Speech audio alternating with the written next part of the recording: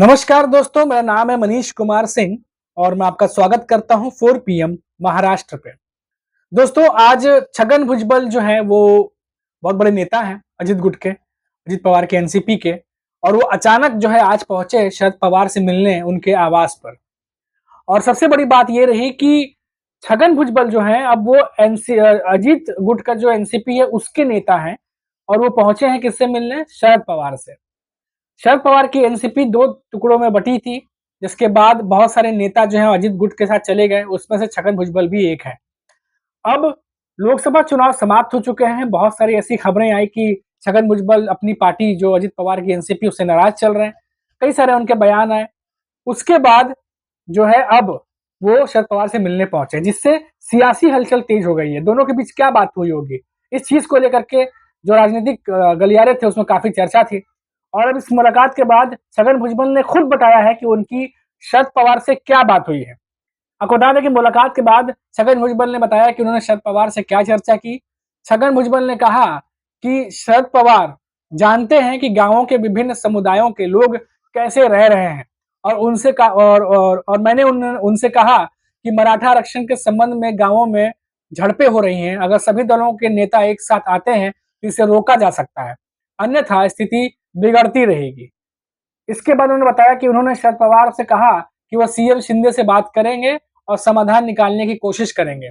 मैं ओबीसी आरक्षण के लिए पीएम मोदी, गृह मंत्री अमित शाह या विपक्ष के नेता राहुल गांधी से मिल सकता हूं।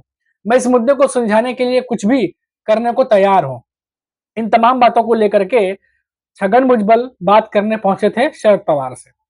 और मैं आपको बता दूं कि इससे पहले अभी 2 दिन 3 दिन पहले ही छगन भुजबल ने शरद पवार पर एक जगह कहीं पे रैली हो रही थी, कुछ संबोधन चल रहा था, वहां पर उन्होंने शरद पवार पर शब्दभेदी कह सकते हैं जवानी हमले किए थे, यही अपना मराठा आरक्षण और तमाम चीजों को लेकर के।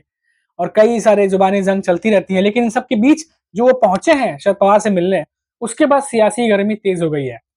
और हालांकि उन्होंने बताया कि मराठा आरक्षण को लेकर बात करने पहुंचे थे, कैसे उसको सुलझाया जाए उसको लेकर शरद पवार सीएम एकनाथ शिंदे से बात कर सकते हैं। तो मैं भी जो है पीएम मोदी या राहुल गांधी से जाके मिलूंगा, ताकि इस बात को, इस समस्या को जो मराठा आरक्षण की जो बढ़ती जा रही है इसको समाप्त किया जाए, इसका सोल्यूशन निकाला जाए। मैं आपको बता दूं कि जो रिपोर्ट्स आ रही हैं उसके मुताबिक ये जो मिलने पहुंचे थे शरद पवार से छगन भुजबल, ये कोई पहले से कोई डिसाइड नहीं था, कोई मीटिंग का अपॉइंटमेंट नहीं लिया था, वो अचानक पहुंचे थे मिलने के लिए। और जो रिपोर्ट्स आ रही है उनकी माने तो जब वो वहां पहुंचे तो उन्हें 1.5 घंटा इंतजार करना पड़ा, क्योंकि जब वो पहुंचे तो उन्हें मालूम चला कि शरद पवार जो है वो आराम कर रहे थे, सो रहे थे। और उसके बाद उन्हें 1.5 घंटा वहां इंतजार करना पड़ा। वो वेट कर रहे थे कि शरद पवार जब जगेंगे तो उनसे मुलाकात होगी। तकरीबन 1.5 घंटा इंतजार करने के बाद फिर शरद पवार जब जगे हैं, उनसे बातचीत हुई है, एक तकरीबन 1 घंटे की मीटिंग हुई है। तो इतना सब कुछ जो है आज हुआ है। और मराठा आरक्षण को लेकर के अगर सिर्फ बातचीत हुई होगी तो बहुत अच्छी बात है, लेकिन ऐसा लग रहा है कि बातचीत और भी कई सारी हुई होंगी। हालांकि छगन भुजबल सिर्फ जो बातें बताना चाह रहे होंगे मीडिया में उन्होंने वही बताई होंगी। बंद कमरे में और किन किन बातों पर बात हुई है ये तो अब शरद पवार या छगन भुजबल ही जानते होंगे। लेकिन फिलहाल ये जरूर है कि महाराष्ट्र में मराठा आरक्षण, ओबीसी जो चल रहा है आरक्षण, काफी ज्यादा जो है ये संवेदनशील मुद्दा है। और चाहे वो पार्टी विपक्ष में बैठी हो, चाहे सरकार चला रही हो, दोनों के लिए एक बहुत बड़ी चुनौती भी बनी हुई है। और इसका रास्ता निकालने के लिए जो सत्ताधारी पक्ष है, चाहे मायावती हो चाहे एनडीए गठबंधन हो, सबको साथ आना होगा।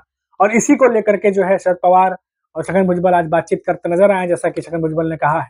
तो देखना होगा कि ये जो मीटिंग हुई है इस पर अभी जो चीजें निकल के आ रही हैं वो तो हमने आपको बता दी है, लेकिन अगर और भी कोई बात होगी तो आने वाले समय में जरूर बात निकलेगी, सामने आएगी। और क्या कुछ बातें निकल के सामने आएगी उसकी अपडेट भी हम आपको जरूर करेंगे। अभी के लिए फिलहाल इतना ही, फिर लौटेंगे तो बात करेंगे महाराष्ट्र की किसी बड़ी खबर पर। तब तक के लिए आप मुझे इजाजत दीजिए। नमस्कार।